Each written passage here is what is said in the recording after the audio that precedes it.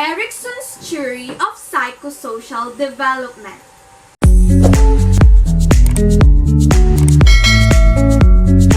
Hey guys, welcome back to my channel. This is me again, Teacher Paulane, and today let's talk about the Erikson's theory of psychosocial development. Erik Erikson maintained that personality develops in a predetermined order through 8 stages of psychosocial development, from infancy to adulthood. During each stage, the person experiences a psychosocial crisis which could have a positive or negative outcome for personality development. For Erikson, these crises are of a psychosocial nature because they involve psychological needs of the individual conflicting with the needs of society.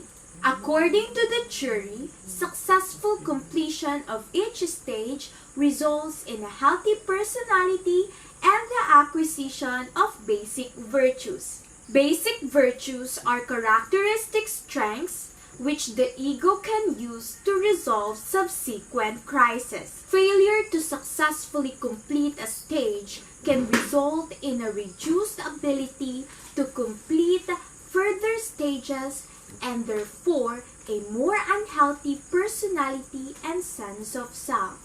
These stages, however, can be resolved successfully at a later time. Trust versus mistrust. Trust versus mistrust is the first stage in Erik Erikson's theory of psychosocial development. This stage begins at birth, continues to approximately 18 months of age. During this stage, the infant is uncertain about the world in which they live. During this stage, the infant is uncertain about the world in which they live and looks towards their primary caregiver for stability and consistency of care. If the care the infant receives is consistent, predictable, and reliable, they will develop a sense of trust which will carry with them to other relationships, and they will be able to feel secure even when threatened. If these needs are not consistently met, mistrust, suspicion, and anxiety may develop. If the care has been inconsistent, unpredictable, and unreliable, then the infant may develop a sense of mistrust, suspicion, and anxiety. In this situation, the infant will not have confidence in the world around them or in their abilities to influence events. Success in this stage will lead to the virtue of hope. By developing a sense of trust, the infant can have hope that as new crises arise, there is a real possibility that other people will be there as a source of support. Failing to acquire the virtue of hope will lead to the development of fear.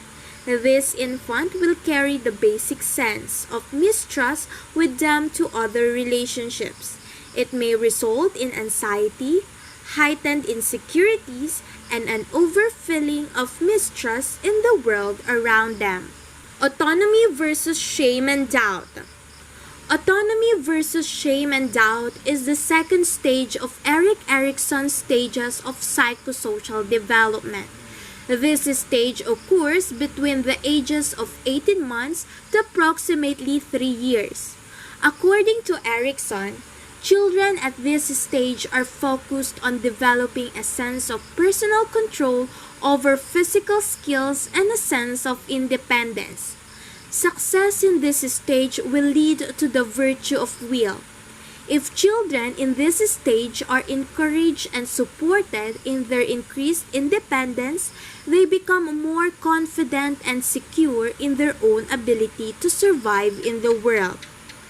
If children are criticized, overly controlled, or not given the opportunity to assert themselves, they begin to feel inadequate in their ability to survive and may then become overly dependent upon others, lack self-esteem, and feel a sense of shame or doubt in their abilities.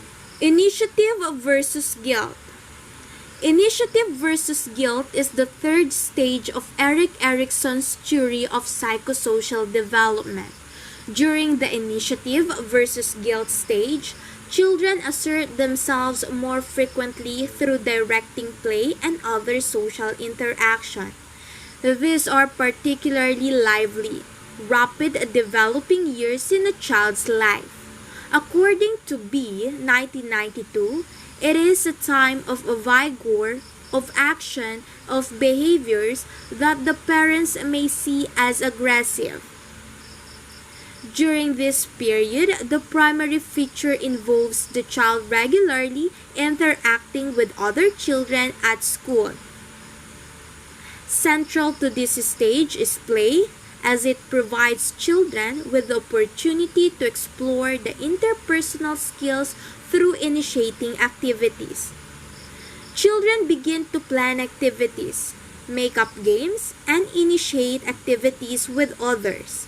If given this opportunity, children develop a sense of initiative and feel secure in their ability to lead others and make decisions. Conversely, if this tendency is squelched either through criticism or control, children develop a sense of guilt. The child will often overstep the mark in his forcefulness, and the danger is that the parents will tend to punish the child and restrict his initiatives too much. It is at this stage that the child will begin to ask many questions as his thirst for knowledge grows.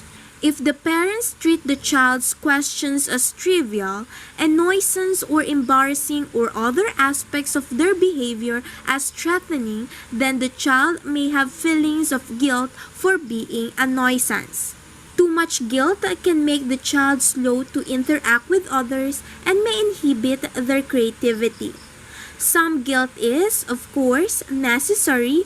Otherwise, the child would not know how to exercise self-control or have a conscience. A healthy balance between initiative and guilt is important. Success in this stage will lead to the virtue of purpose, while failure results in a sense of guilt. Industry versus inferiority. Erikson's fourth psychosocial crisis involving industry, competence, versus inferiority occurs during childhood between the ages of 5 and 12. Children are at the stage where they will be learning to read and write, to do sums, to do things on their own. Teachers begin to take an important role in the child's life as they teach the child specific skills. It is at this stage that the child's peer group will gain greater significance and will become a major source of the child's self-esteem.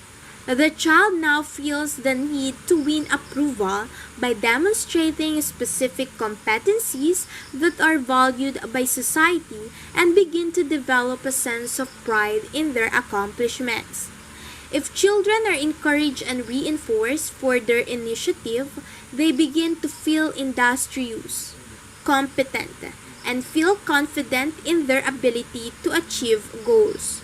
If this initiative is not encouraged, if it is restricted by parents or teacher, then the child begins to feel inferior, doubting his own abilities and therefore may not reach his or her potential. If the child cannot develop the specific skill they feel society is demanding, such as being athletic, then they may develop a sense of inferiority. Some failure may be necessary so that the child can develop some modesty. Again, a balance between competence and modesty is necessary. Success in this stage will lead to the virtue of competence. Identity versus role confusion. The fifth stage of Erik Erikson's theory of psychosocial development is identity versus role confusion, and it occurs during adolescence, from about 12 to 18 years. During this stage, adolescents search for a sense of self and personal identity. through an intense exploration of personal values, beliefs, and goals. During adolescence, the transition from childhood to adulthood is most important. Children are becoming more independent and begin to look at the future in terms of career, relationships, families, housing, etc. The individual wants to belong to society and fit in. The adolescent mind is essentially a mind or moratorium, a psychosocial stage between childhood and adulthood, and between the morality learned by the child and the ethics to be developed by the adult. This is a major stage of development where the child has to learn the roles he will occupy as an adult. It is during this stage that the adolescent will re-examine his identity and try to find out exactly who he or she is. Erikson suggests that two identities are involved, the sexual and the occupational. According to B. 1992, what should happen at the end of this stage is a reintegrated sense of self, of what one wants to do or be, and of one's appropriate sex role. During this stage, the body image of the adolescent changes. Erikson claims that the adolescent may feel uncomfortable about their body for a while until they can adapt and grow into the changes. Success in this stage will lead to the virtue of fidelity. Fidelity involves being able to commit oneself to others on the basis of accepting others, even when there may be ideological differences. During this period, they explore possibilities and begin to form their own identity based upon the outcome of their explorations. Failure to establish a sense of identity within society, I don't know what I want to be when I grow up, can lead to role confusion. Role confusion involves the individual not being sure about themselves or their place in society. In response to role confusion or identity crisis, an adolescent may begin to experiment with different lifestyles, such as work, education, or political activities. Also, pressuring someone into an identity can result in rebellion in the form of establishing a negative identity, and in addition to this feeling of unhappiness. Intimacy versus isolation. Intimacy versus isolation is the sixth stage of Erik Erikson's theory of psychosocial development. This stage takes place during young adulthood between the ages of approximately 18 to 40 years.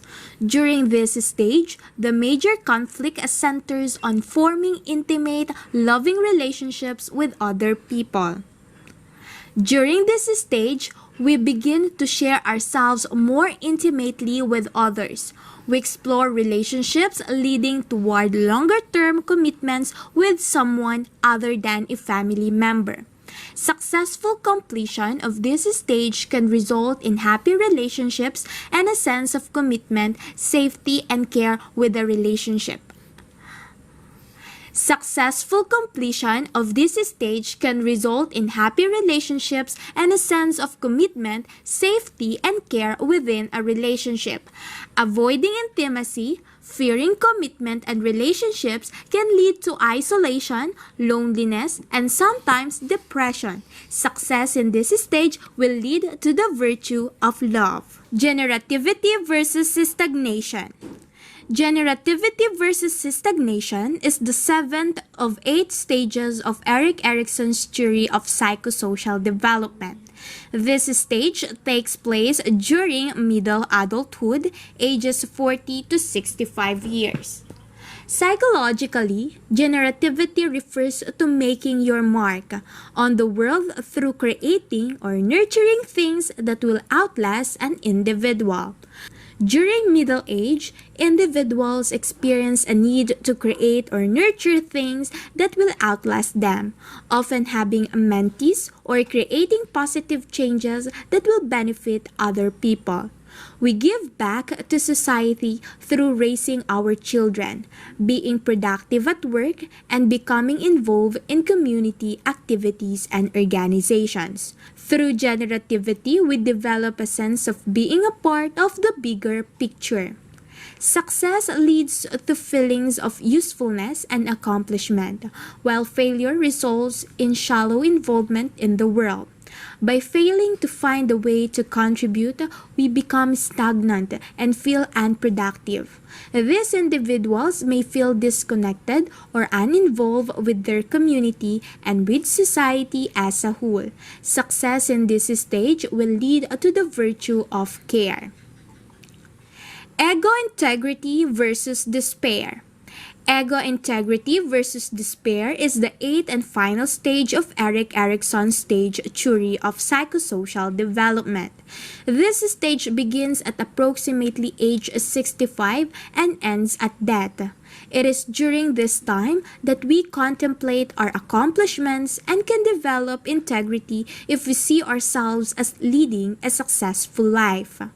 Individuals who reflect on their life and regret not achieving their goals will experience feelings of bitterness and despair.